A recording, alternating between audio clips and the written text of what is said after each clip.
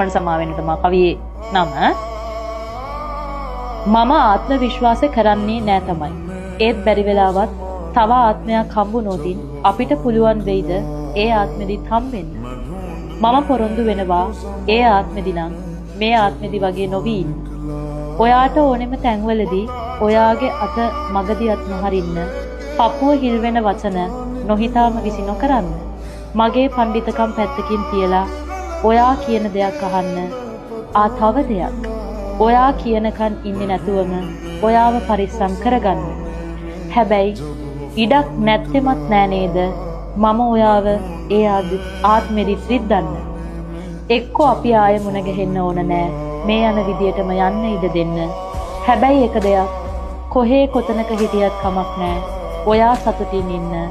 මට මග ඇරුණු තව දෙයක් තියෙනවා. ඉතින් මට සමාවෙන්න.